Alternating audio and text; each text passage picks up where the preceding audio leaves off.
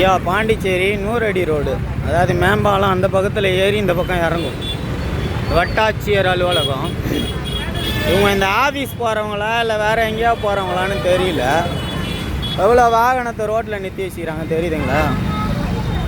இப்போ பார்த்தீங்கன்னா ஒரு ஆட்டோ, தள்ளு வண்டி, இந்த ஓரத்தில் இடம் இருக்குது. இந்த வண்டிங்கெல்லாம் அங்கே நிற்கணும், ஆனால் இங்கே நிற்கிதா இந்த டர்னிங் வரைக்கும். அப்புறம் நீட்டுக்கு ஒரு பஸ்ஸு வந்து வாகனத்தை பார்த்தா தெரியும். ஒரு பஸ்ஸு வந்ததுன்னா அவங்க ஓரம் கட்டி நிறுத்தி சீட்டை ஏற்றவோ இறக்கவோ இங்கே இடமும் கிடையாது. இந்த ரோடு முழுவதுமே ஆக்கிரமிப்பு பண்ணி வச்சுக்கிறாங்க, அந்த ரோடு முழுவதும் ஆக்கிரமிப்பு பண்ணி வச்சுக்கிறாங்க. இதுக்கே பார்த்தீங்கன்னா பக்கத்துலேயே ஆர்டிஓ ஆஃபீஸ் அலுவலகம் இருக்குது. சர்வீஸ் ரோடுக்கு போகிறதுக்கோ வரத்துக்கோ வழி கிடையாது. ஒரு பஸ்ஸு ஓரம் கட்டி நிற்க வழி கிடையாது. மக்கள் நடந்து போகிறதுக்கும் வழி கிடையாது. இது வந்து போக்குவரத்து துறை அலுவலகம், அதாவது ஆர்டிஓ ஆஃபீஸ். ரோட்டில் போய் நின்று தான் வண்டி பிடிக்கணும் அவசியம் இல்லை ஐயா. இந்தமாரி ஓரத்தில் சட்டவிரோதமாக நிற்கிற எல்லா வண்டிக்குமே ஃபைன் போடலாம்.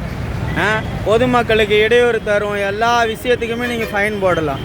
பொதுமக்களுக்கு இடையூறு தர மாரி, வாகன ஓட்டிக்கு இடையூறு தர மாரி நிறுத்தி வச்சுக்கிறாங்க.